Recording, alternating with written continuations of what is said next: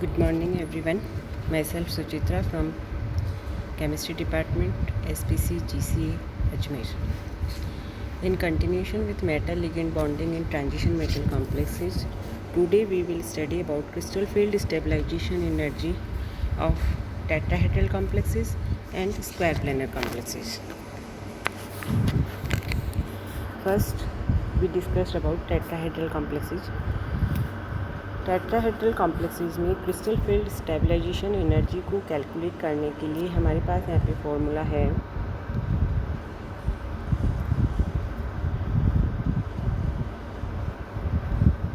This one CFS E equal to 0.4 and T2 minus 0.6 NE del T plus E pi.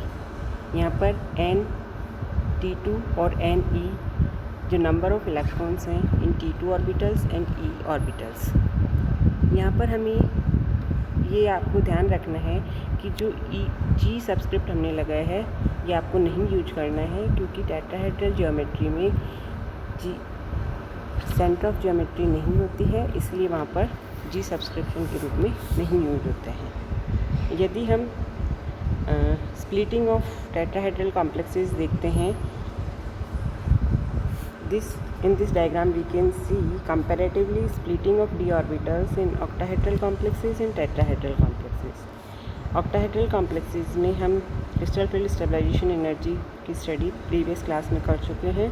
यहाँ पे हम देखते हैं कि यदि टेट्राहेड्रल फील्ड ज्योमेट्री होती है तो डी ऑर्बिटल्स जो ओरिजिन लेवल पे डीजेनरेट 5d ऑर्बिटल्स होते हैं, जब लिगेंड्स टेट्राहेड्रली अरेंज होकर मेटल की तरफ आते हैं तो इन d ऑर्बिटल्स की स्प्लिटिंग e ऑर्बिटल और T2 ऑर्बिटल्स में होती है। यहाँ हम देख सकते हैं कि e orbitals lower energy level पे हैं, T2 orbitals higher energy level पे हैं। In comparison with octahedral complexes, here we can see T2g orbitals are at lower energy state and Eg orbitals are at higher energy state. इसका reason हम पहले ही explain कर चुके हैं कि ये स्प्लिटिंग जो है अपोजिट क्यों हो जाती है। यहाँ पे हम T2g और Eg नहीं यूज करके और TE और T2 सिंबल का यूज करते हैं। स्प्लिटिंग एनर्जी जो है वो डेल्टा T के द्वारा रिप्रेजेंट की जाती है। तो इस फार्मूले के द्वारा हम इसमें क्रिस्टल फील्ड स्टेबलाइजेशन एनर्जी को टेट्राहेड्रल कॉम्प्लेक्सेस में कैलकुलेट कर सकते हैं।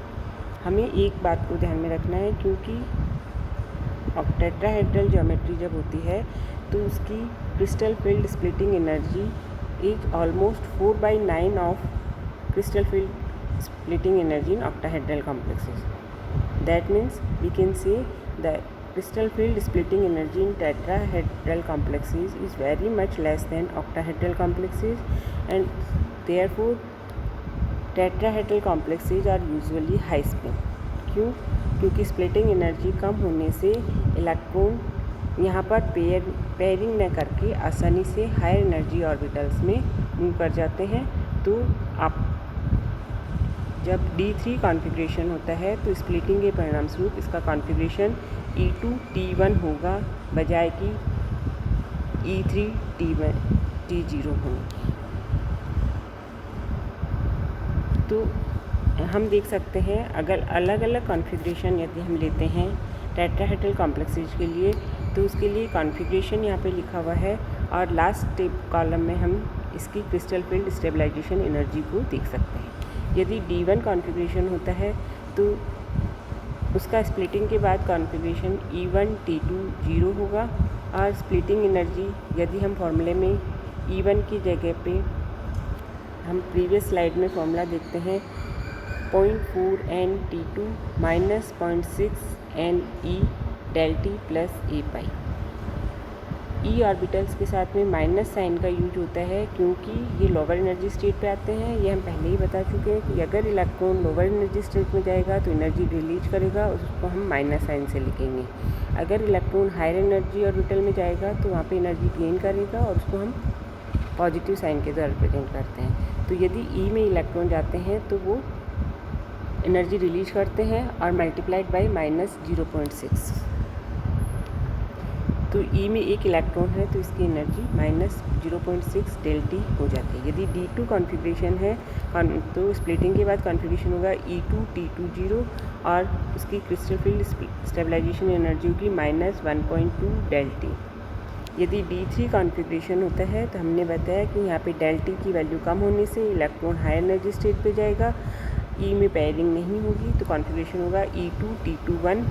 अब इसमें E2 की वजह से -1.2 जो हम देख सकते हैं डेल्टी थी एनर्जी, T1 में पॉजिटिव एनर्जी होगी तो -1.2 प्लस 0.4 इक्वल टू -0.8 डेल्टी होगा।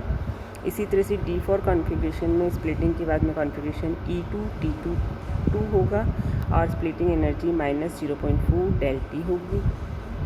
D5 कॉन्फ़िगरेशन में E2 T23 होगा, total crystal field stabilization energy 0.0 delta होगी। इसी से ही हम कह सकते हैं कि टोटल एनर्जी चेंज 0 होता है। जितना एनर्जी लोअर एनर्जी स्टेट में जाने से स्टेबलाइज होता है उतना ही हायर एनर्जी स्टेट में जाने से डिस्टेबलाइजेशन होता है। तो टोटल स्थायीकरण ऊर्जा इक्वल टू टोटल अस्थायीकरण ऊर्जा और टोटल एनर्जी चेंज का मान 0 होता है। ये हम D5 कॉन्फ़िगरेशन में देख सकते हैं। सेम इसी वे में हम आगे D6, D7, D8, D9, D10 की एनर्जी कैलकुलेट कर सकते हैं।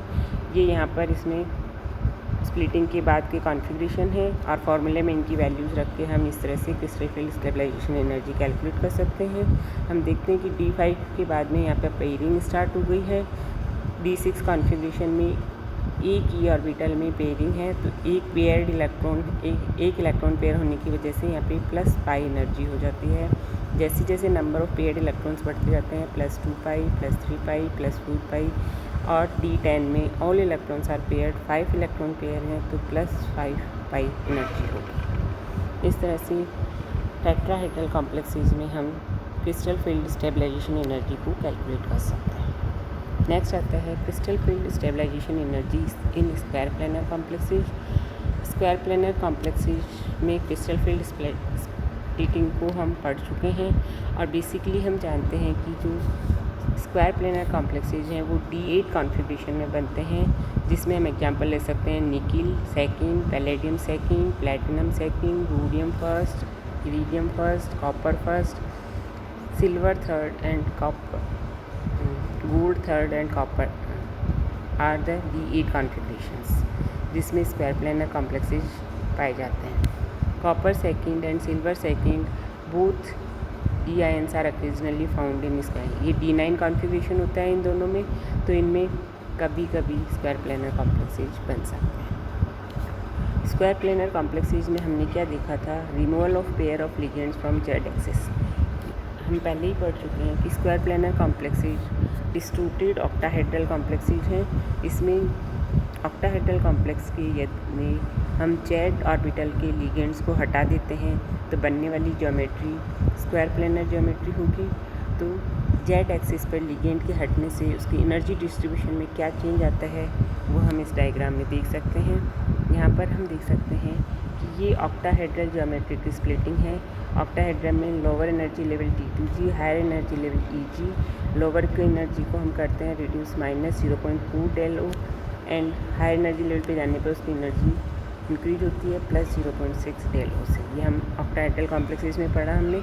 अब यदि हम स्क्वायर प्लानर कॉम्प्लेक्सेस देखते हैं तो हमने क्या देखा, T2G में 3 ऑर्बिटल्स हैं DXY, DYZ एंड DZX, जिसमें Z कंपोनेंट, चूँकि हमने Z ऑर्बिटल्स के लिगेंड्स को यहाँ से रिमूव किया है तो जिसमें Z कंपोनेंट है उनकी एनर्जी कम हो जाएगी।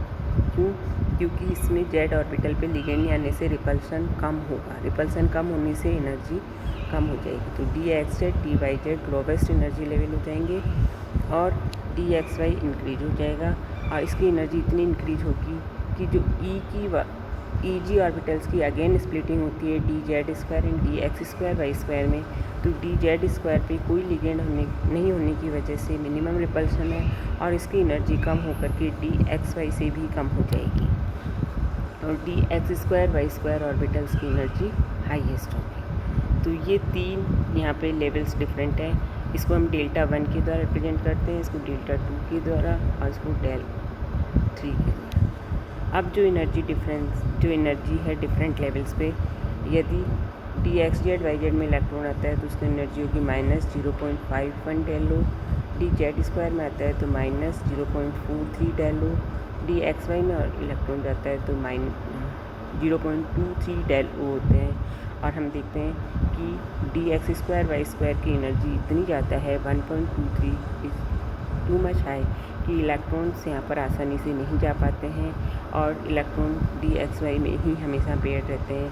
ये ऑर्बिटल हमें वैकेंट मिलता है और ये डी ऑर्बिटल 4s और 4p ऑर्बिटल के साथ में ओवरलैप करके dsp2 हाइब्रिडाइजेशन बना करके स्क्वायर प्लेनर कॉम्प्लेक्सेस में कन्वर्ट हो जाता है। तो the order of splitting in square planar coordination can be derived from octahedral diagram और splitting diagram in square planar complexes is given here. तो all non-square planar complexes of d8 ion are diamagnetic. Why? This question is important. ये question पूछा जा सकता है कि square planar complexes में d8 ion के जो होते हैं वो डायमैग्नेटिक कॉम्प्लेक्स क्यों बनाते हैं। तो हम बता सकते हैं ये एनर्जी लेवल डायग्राम हम बना के बता सकते हैं कि डी एक्स वाई और डी एक्स वाई और d x square y square के मध्य एनर्जी गैप ज़्यादा होता है तो इलेक्ट्रॉन्स यहीं पे पेयर्ड हो जाते हैं और d x square y square में नहीं जाते, तो सारे इलेक्ट्रॉन्स पेयर्ड होंगे जिसकी वजह से वो डायमैग्नेटिक होगा। यदि हम देखते हैं इसका D8 कॉन्फ़िगरेशन का डायमैग्नेटिक क्यों होते हैं तो इस तरह से हम एक्सप्लेन कर सकते हैं। ये स्प्लिटिंग है डिफरेंट लेवल्स पे, टोटल 8 इलेक्ट्रॉन हैं। तो पहले डी एक्स जेड और डी वाई जेड में आएंगे, फिर जेड स्क्वायर में आएंगे, फिर डी एक्स वाई में। अब डी एक्स वाई में ही दोनों इलेक्ट्रॉन्स पेयर हो गए, d x square y square में कोई इलेक्ट्रॉन नहीं जाएगा, तो सारे इलेक्ट्रॉन्स पेयर्स होने की वजह से ये डायमैग्नेटिक नेचर होते हैं। इसकी क्रिस्टल फील्ड स्टेबलाइजेशन एनर्जी हम कैलकुलेट कर सकते हैं। पूरे इलेक्ट्रॉन्स डी एक्स जेड और डी वाई जेड ऑर्बिटल्स में हैं, वहाँ का एनर्जी लेवल -0.51 डेल ओ था।